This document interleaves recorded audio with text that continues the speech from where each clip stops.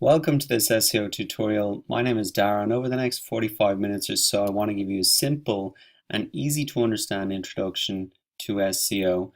I've worked with hundreds of clients across 41 different countries, and the most common question I get is, how do we get to the first page of Google? And it's a valid question because 95% of web traffic goes to the first page of Google. So if you can get on the first page, you're going to get a lot more visitors to your site, which means really more customers and more money in your pocket. And if you can get to the first spot on the first page, you get 33% of all search traffic for a particular keyword.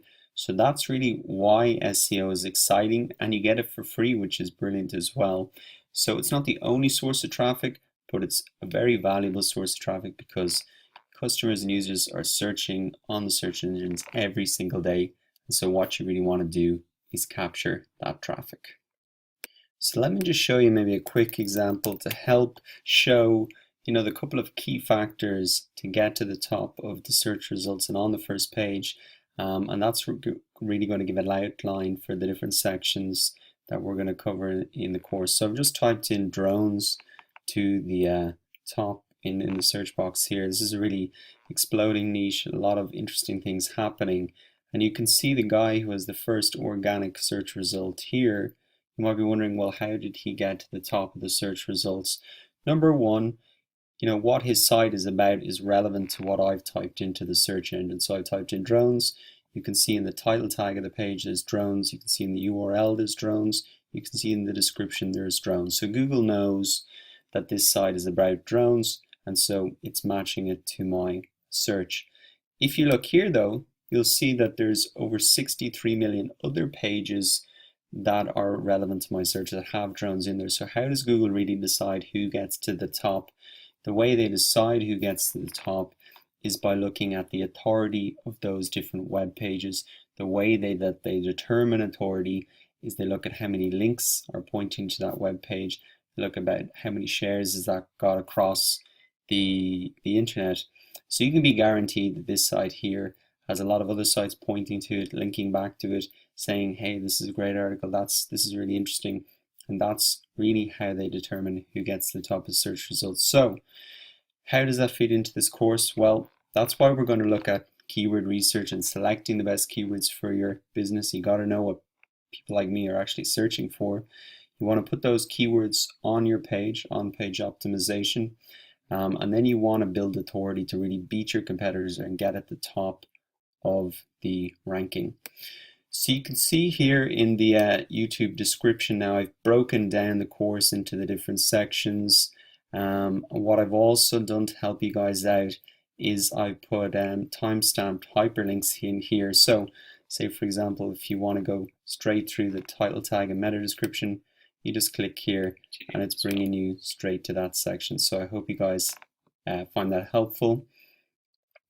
Here's another quick tip. If you want to get through this course at twice the speed, you can just go in here and the course will play at twice the speed and get through it in half the time as well. So finally, if you find this helpful and you want to build on what you've learned here, I've included in the description box here a link to my premium SEO course. So what you're seeing here on YouTube is really an extract of that.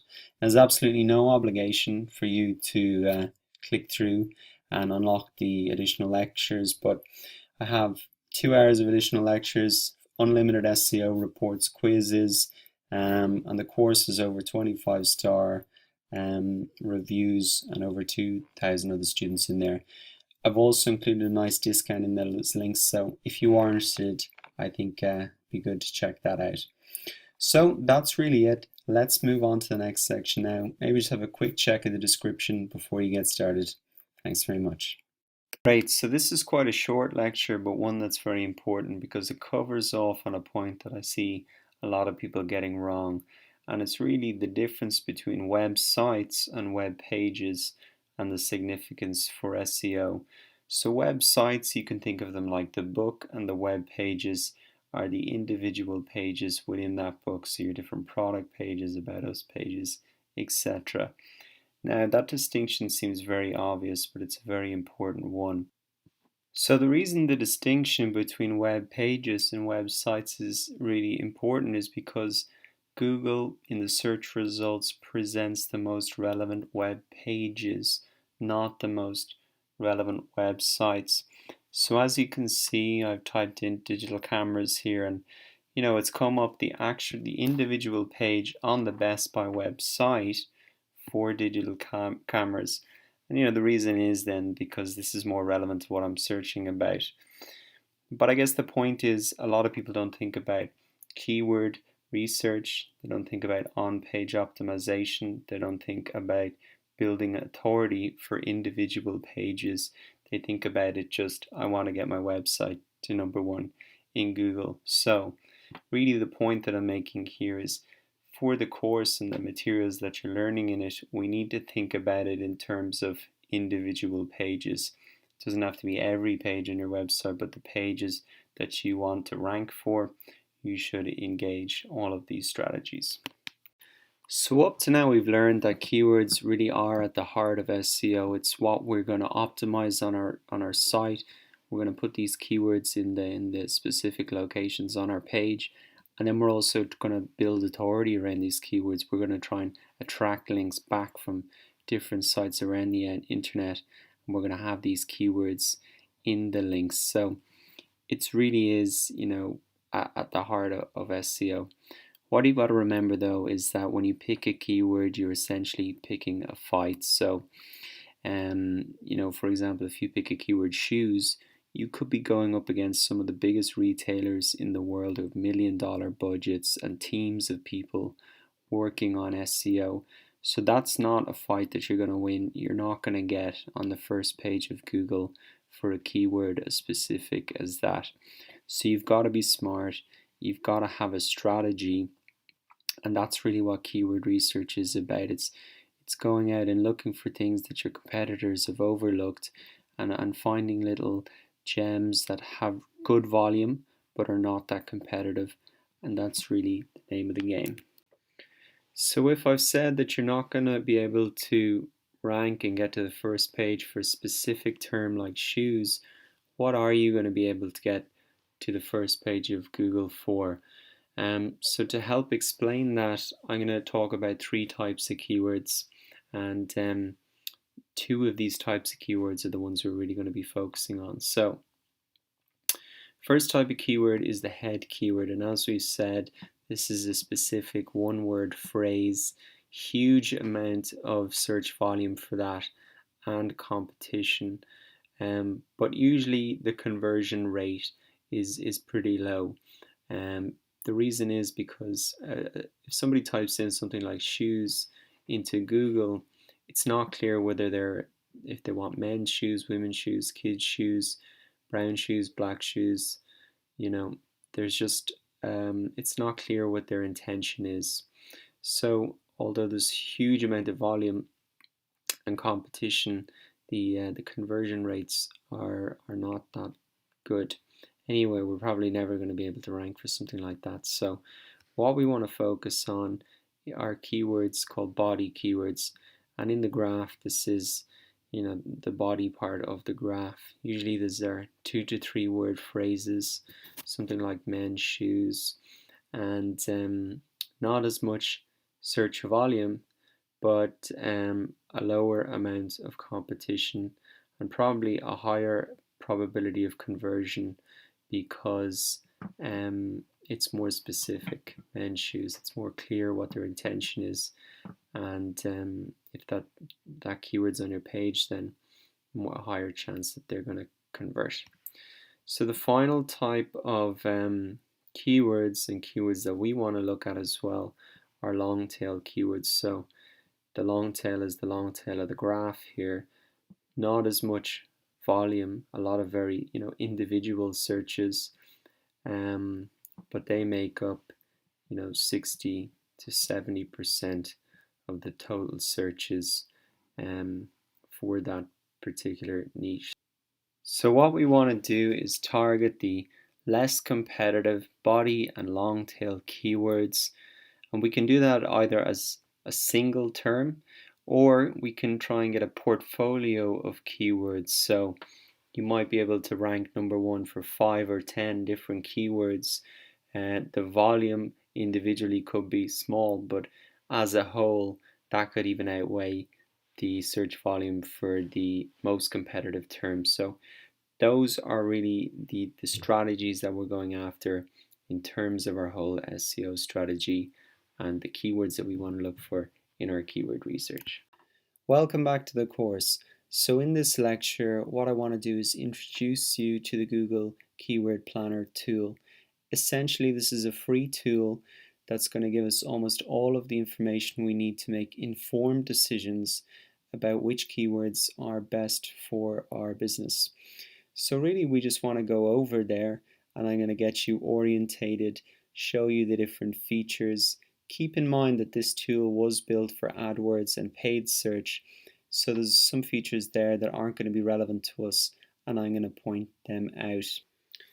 Great, so step one to using the Google Keyword Planner tool is to get access to it. And in order to do that, you have to set up a Google AdWords account. Again, that's free. And in order to find it, you can just type in the Google Keyword Planner into Google and it'll pop up. Just follow the prompts and set it up. The only thing that I would point out is be careful when you're choosing your currency, because you can't change it once it's set. So don't make the mistake like I did. I set up my AdWords account when I was abroad, and it set it up kind of automatically in the currency that I was in, and I didn't change it. And so I had to set up a new AdWords account if I wanted to see it in a currency that I'm more familiar with. So I just set it up again in USD. I think that's probably the best, especially if you're selling to a global audience. It's just a good reference point to have. But perhaps if you're a local business, you can just have it in the currency of your particular country. So once you sign into AdWords, you're going to see this screen, and then you can just go to Tools and Keyword Planner. And what you're going to be presented with here is 4 different options. 3 of them are really relevant to us. The one that isn't relevant is Get Traffic Forecasts for a list of keywords. That's a feature that's specific to AdWords and people who want to advertise with AdWords. So let's have a look at the first one. And really, we just want to get orientated here and just get a bit of an overview of what everything is. So here is where you can really enter in specific keywords. And what I recommend doing is maybe putting in 1 to 3. Try and be specific. If you put in something very broad like cars, all you're going to see is really competitive keywords for that. So you want to try and make it specific and essentially what you think people will be typing into Google. So another way to generate ideas is to put in your home page or a specific web page or a blog article that you have. That'll really throw up ideas for you. A great way to use this section is to put in a high-ranking competitor and see what keywords people are typing in to really land on that page. Another thing you can do is use this product categories section. So this will pull keywords from Google's database, and you can narrow it down quite a lot. Just say consumer electronics, let's say GPS and navigation, GPS devices. So that's just an example, but it shows you how deep you can kind of go into it if you want. Great, so once you have filled in 1 or all 3 of these sections, what you can do then is move on to targeting. And you can target it by location and language, and if you want to, just on Google or Google and the search partners. So that's its display network, including YouTube. So I mean, locations, you can get quite deep into it as well. You can do specific countries or specific regions, and then language. Say if you wanted to target say Brazil, then you can just put in Brazil there and Portuguese. So there's also options to customize your search. So you can if you want to do average monthly searches, they say above 1,000 searches, you can put it in there, or say below 10,000, you can put it in there as well. Suggested bid is again This is something that gives an indication of how well these keywords convert. So you might want to put it a suggested bid above, say $1 or $2. And then competition high, medium, low. Let's go into that a little bit more detail, and then you can come back and change those settings if you want. Keyword options as well, I'd be inclined to just leave these all off, but you can maybe narrow it down if you're finding that your search is just too many unrelated keywords. Great, so we've just finished then the orientation of the first option within the keyword planner tool. Let's just quickly review the two other options, and we'll be able to get through these a lot quicker. This is the option to get search volume for a list of keywords. So this is really a list of keywords that you already have, and then you want to determine the actual search volumes for them. So all you need to do is choose the file, upload it there, and again you've got some of the options there for targeting. Great, so let's look at the final option, which is multiple keyword lists. This is probably the one I use less frequently, but it can be great for e-commerce because it really allows you to mash up a lot of different words and get a lot of different combinations. So what I've done in this example here is just really put in a couple of different colors, a couple of different brands, and a couple of different products that they make. And really what we want to see is what combination of those has the highest search volume. So let's have a look. So red Nike sneakers has the highest monthly searches in all locations, which is 390. Red Nike shorts as well, 390.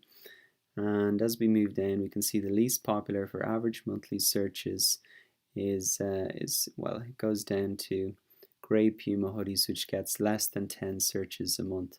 That's what that means if that's blank like that. So great, that really wraps up our introduction and orientation to the Keyword Planner tool. Great, so welcome to the on-page optimization section of the course. Now that we've chosen our keywords, what we want to do is place those keywords on our web pages in the places that search engines are looking for them. If we do this, the search engines are going to index our web pages a lot more accurately, and as a result, we have a much better chance of appearing at the top of the search results for those particular terms. So as well as keyword placement, we're going to look at some of the other factors that are important for on-page optimization. And so by the end of this section, you'll understand the anatomy of a perfectly optimized page, and you can use this as a blueprint going forward. Just remember that this section is called on-page optimization, not just on website optimization. So this is a process and a blueprint that you're going to follow for every new page that you publish, whether it be your home page, landing page, blog posts. This is a process that you're going to continually use over and over on an individual page basis. So the first part of on-page optimization that we want to look at is URL optimization, and really I guess the message here is that search engines treat URLs the way that real humans would. So essentially you want to make them readable, you want to make them keyword rich, and you want to make them short. So as I said, you want to make them readable, so you want to avoid something like yourdomain.com/p equals 123. Neither the search engines or a real human can really understand what your page is about if your URL is like that. What you really want to have is yourdomain.com / whatever keyword you're targeting for that particular page. What you want to avoid is something that's, you maybe have your keyword there, but you include the full post title in the URL itself. It's just a little bit too long, and plus the search engines only will really look at the first 3 to 5 words in the URL. Just another thing to avoid as well is make sure that your URLs and the words that are in the URLs are separated using hyphens. So as you can see here, keyword hyphen or target hyphen, keyword hyphen. That's the format you want. You don't want to have URLs with underscores. I'll show you an example of how you can edit your URL and I'm just going to do this in the admin panel of a demo WordPress site. Essentially, you're going to be able to make these same changes in whatever website builder you're using. But let's say my title of the article I want to publish here is about URL optimization. And as you can see, by default, it's pulled the URL from the post title. So you can see that there's hyphens separating the words, which is great. It's got my keyword at the start of the URL as well, which is perfect. And if I want as well, I can shorten it down if I have quite a long post title, just down to the core keyword itself. That makes it a little bit easier, if you're posting it across social networks, want people to link to it, that they won't have to shorten your URL using a tool like Bitly, etc. So that can be a good thing to do as well. So in this lecture, we want to have a look at the title tag and meta description, understand what they are, how you can change them, and how they give your SEO a boost. So to really understand the title tag and meta description better, let's have a look at a couple of real examples. So as you can see, I've typed into the search box home insurance here, and the first result that's come up is from this website 123.ie, an insurance company here in Ireland. So just a reference back to our previous lecture about URL optimization, you can see that it's 123.ie / their target keyword, which is home insurance. So top marks to them there. But we really want to look at, in this lecture, the title tag, which is this here, and then this is called the search snippet. And really Google pulled this from two places, either one from your copy, or if you set a meta description tag, they'll usually use that. So let's the title tag is really the most important on-page SEO factor. So there's a couple of things that you really want to keep in mind when you're writing this. First thing is that you want to front load your keyword in the title tag like they've done here. So you can see home insurance is at the very start of the title tag.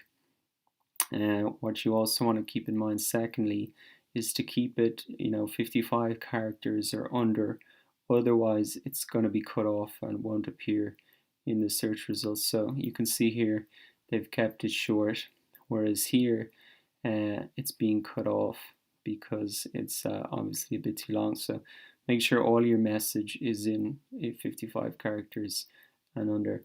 And then finally, you just want to make sure that you have a different title tag for every page on your website, or specifically the ones that you're going to rank for, because if it's the most SEO, or if it's the most important on-page factor and you haven't thought about it and changed it, tailored it to the page, well then it's obviously going to affect your rankings.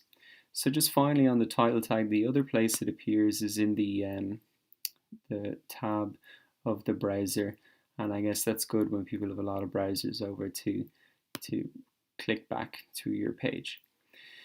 So let's talk a little bit about the meta description now, and there's a couple of tips that I have for you on this as well. So firstly, you want to include action orientated language. So you can see here that they've done very well, and they're saying protect your home. So there's a call to action there.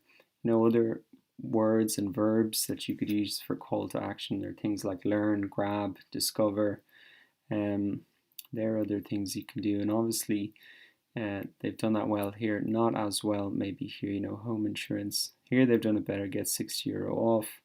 Not as well here. Compare cheap home insurance, they've done it better there. Okay, so the second thing about meta descriptions, what you want to keep in mind is, you want to offer a solution or, to whatever the person is searching for. So, they've done it here. Protect your home insurance you can count on. See how you can save with a quick online quote. So that's pretty good. See how you can save. It's quick, it's online, it's a quote. So that is a good way to entice people, engage them. Obviously people are reviewing these before they click through, so it's important to think about how you are presenting that you're going to solve their problems. So the other thing to think about as well is the length of it. You want to keep it under 50 or 155 characters and under, otherwise it's going to be cut off. So you can see here that they've done well there. Again, here it's too long, so it's being cut off. So really, there could be something important back there, but I'm not going to see it. Include your keywords as well in the meta description. So they've got home insurance, home insurance here as well. So that's another thing to keep in mind. So really, that's the title tag, how to write it. That's the meta tag, how to write it. Just remember, don't forget your keyword research. The keyword research is really going to feed into this as well. Obviously, you'll front load your keyword there and put it throughout, and synonyms in the meta description as well. Don't stuff your keyword in there, because obviously it doesn't look natural to users, and they won't click through if it looks spammy. Let's return to my example WordPress page that I'm publishing, just so we're clear on how to write the title tag and the meta description. So really, in order to help with this as well, what I'd suggest is that you download a WordPress plugin that's called WordPress SEO by Zoast. And the way that you find this and install it is really go to Plugins, Add New, and you can search for WordPress SEO by Zoast and install it. Once you've got it installed, this is really what it's going to appear like at the bottom of your page. And so you can see that the SEO title has really been pulled from the title that I've typed in there. So that seems good and in the right amount of length. Then the meta description, you can also type that in here as well. And they've got 49 characters left. So obviously I could flesh that out and work on it a little bit more. But as you can see, I've started with an action word, and it's including my keywords as well. So this is roughly what it's going to appear like in the search results. What's also cool about this tool is that it does a little check for you against the keyword that you're trying to rank for. So we can see that it's in the page title, it's in the URL, it's in the meta description. So that's all extremely positive. It's obviously not in the content yet because I haven't written any content yet. But that we're off to a great start in terms of our on-page optimization. So now that we've covered on-page optimization, we want to move on and focus on off-page optimization, and in particular, building powerful backlinks for your site. So if you remember in a previous lecture, I explained that Google sees a link to your site as a sort of vote of confidence, that your content is great, that you're an authority on a particular subject, that you're a trusted entity in this space. And really, Google takes all those links, they look at them, and they say, whoa, if everybody's linking to them, they must be great. And as a result, they rank you a lot higher in the search engine results. What's crucial to remember is that not all backlinks are created equal. And because we want to really focus on the most powerful quality backlinks, in this lecture, I wanted to talk a little bit about the types of links that really matter, and at a high level, what are the strategies that you can use to get these. So now let's talk about the characteristics of powerful backlinks, and these are the links that really matter. So the first characteristic is that the link comes from web pages that are relevant to your niche. So Google's pretty smart at understanding the content of a web page and a website and what it's about, and what they really like to see is links from web pages that are relevant to your niche. So let's say, for example, you have a site that's about drones and you get a link from a site that's about something completely different like babies or cars. Well, Google's not going to give that as much as importance as if a link from another site that's related to drones and in the same area as you, because obviously the site that's about drones is a better authority on determining if your content is good, if it's relevant, if it's better than anything else out there. And that's why they give more weight to a link from a relevant web page to the niche that you're in.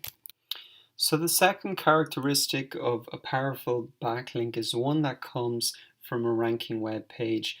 Obviously, a vote that comes from somebody who's already got a lot of authority is a great indication that your content is good, and this is why it's so important to try and target web pages that have authority, that are in your niche, and get links from them. Now, the third characteristic of a powerful backlink is one that uses anchor text effectively. So I've spoken about anchor text before. Really, that's just the text that the hyperlink is contained within. So here's an example. I've got click here, that's the anchor text, and then I've just got google.com, that's the link in there. So really, the reason that anchor text is so important is because Google sees this as an indication of what your site is really about. So instead of just having anchor text like click here, what we really want to try and encourage is to have our keywords in the backlinks that people are linking back to our site. And that really gives Google a good indication of what our site is about. When they see that our site, say about drones, and they see the anchor text that says drones, then obviously the rank is a lot higher. Now, it's very important to remember that to look natural, we don't want to have every backlink pointing to us saying drones. You want to mix it up, make it look natural. So you might have drones, you might have your brand name, you might sometimes have click here, you'll have synonyms for drones. That looks natural, and that's what Google wants to see, but it's just important to know about anchor text and then try and encourage it to use your brand name, your keywords, so you can rank for all of those terms. So the final characteristic of powerful backlinks are ones that are consistently being built. This looks organic to the search engines, like you're growing, that your business is getting better. So it's important not just to build a load of backlinks in 1 month and have none the next month. What's better really is to get a handful of backlinks every month and grow like that. That looks natural, and that's what the search engines want to see. So really, to sum it up, we want to focus on quality links. We don't want to focus on just low quality loads of links. Really, what's effective is honing in and trying to get links that are following these characteristics. So now that we know the types of links that really matter, let's have a look at how do we get these links. And earning them naturally is really the best way. So you should view link building as really a byproduct of building something that's genuinely worth linking to, whether it's your products, your services, the content that you produce, or the opinions that you share with your industry and peers. So this type of link is known as an editorial link, and it's really where somebody places a link within the body of a content, and it's kind of specifying a resource. So I'm sure if you've ever written a blog post, you've naturally linked off to something great you found, or even if you've ever written an email and you've linked off to some great resource that you say to somebody, you should check this out. So it's really a form of citation on the web, and it generally just indicates that the destination of the link is the original source of the data, the idea, the concept, or this statement. So this is very natural. I'm sure you've done it yourself, and so this is the best type of way to get links. So the second way to get links is to do manual outreach, and literally this is actually emailing bloggers and webmasters and asking for links. Now I see this really as a supporting activity to the natural way of getting backlinks, which really is creating something really great that people naturally link to. But sometimes you need to develop the link opportunities, you need to draw their attention to your new content, and you really want to maximize the links for your content campaigns. So this is not something that's kind of dodgy. I think if you really create a very good value proposition by explaining to them why the link target is so good and why creating links is in their best interest. So later on in the course, I'm going to show you a couple of strategies about how to do this. in a very effective way that's beneficial for both you and the person linking to you. Okay, great, and that concludes this lecture. I know that was kind of high level stuff, but I think it's really important to set the context of what we're really going after here, because these are the strategies that we're going to be pursuing in the next section, these type of strategies to build powerful backlinks from sites that are within our niche and on a consistent basis as well. So really important to take the time to lay that out.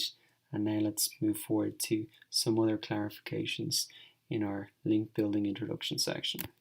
So in the last lecture we talked about the best ways to build links for your site, but there is another way, and it's actually paying for the links. So I just wanted to call this out separately on a lecture and discuss it a little bit, because it may be something that you've seen, heard about, and so let's explain a little bit more about this.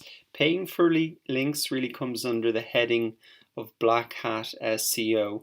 And black hat is a reference to the old cowboy movies where the bad guy wore the black hat. So you probably get a sense that this is something a little bit risky, that's not playing by the rules exactly.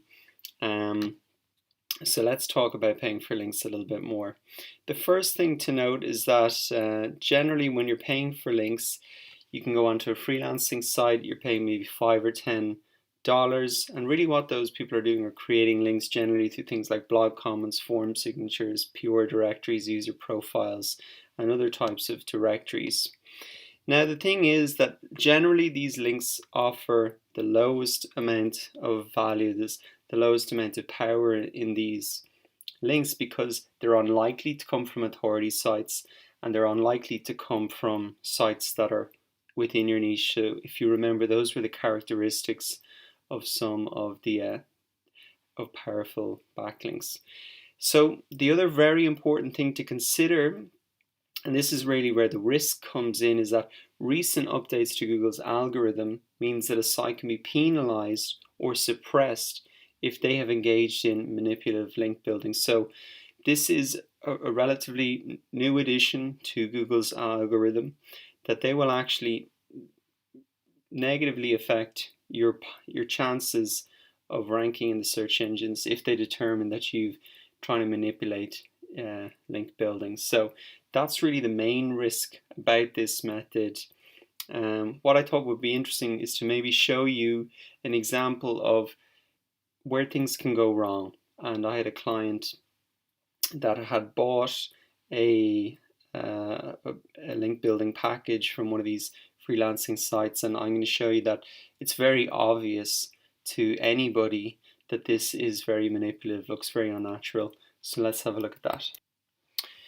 Great, so this is the client that I was saying that had bought the backlinks package, and this is just a screenshot because I didn't want to kind of show who it was. But essentially this is I've used a backlinks checker tool. It's called Ahrefs Site Explorer. We're going to look at this, how to check backlinks profile, a bit more in more detail in a further lecture. But really important point here is that you can see that this looks very unnatural. They have almost no links, then a huge surge in a very short space of time, and then a lot of them have dropped off as well. So you can see that a lot of the do follow links, these are the blue ones, the new links, were then subsequently lost. So it looks very unnatural, and if we can see it so obviously like this in a backlinks checker tool, you can be sure that Google picked up on this as well. So another interesting point is when I pulled an SEO report for these guys, I saw that the top 5 keywords on their site were Viagra, Cialis, Levitra. These are all types of drugs, I think. So obviously what happened is when the person who bought, when the guy who owns the site, he handed over the login details to the backlinks guy.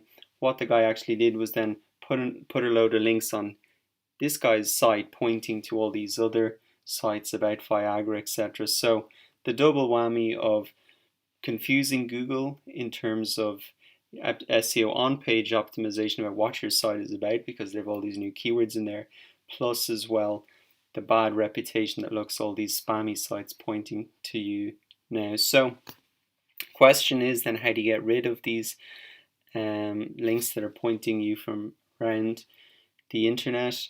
In short, it's a difficult and slow process. You can use what's called the Google Disavow tool, which is in the Google Webmasters tool, where you basically say to Google, these are all the links, I want you to ignore them please, because these are spammy, etc.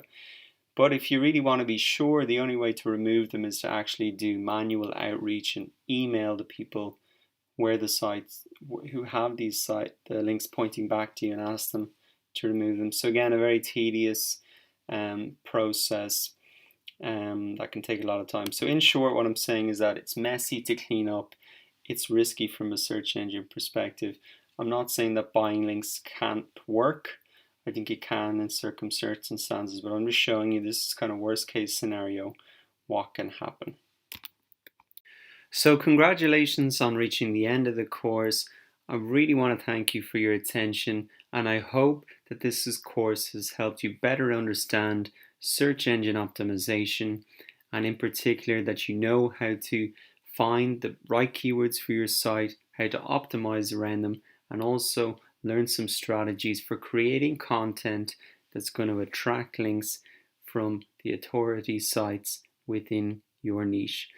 So if you have found the course helpful and you've learned a lot, I'd really appreciate if you could give me a rating and a comment here on Udemy. Of course, if you have any questions or suggestions about how I can improve the course, you can add a discussion. I'm in the discussion forums almost every day. So my final piece of advice would be that if you still find all of these SEO technicalities too much, you can just buy ads if you want to get instantly to the top of the search engine results. Google and the other search engines will be delighted to promote your site and feature you in the sponsored area on the search engine results page. Just remember that you're going to have to place your ads around certain keywords, so perhaps review the keyword section of the site. So that's really it, guys. Don't forget to ask questions and write your reviews, and thanks again for your attention.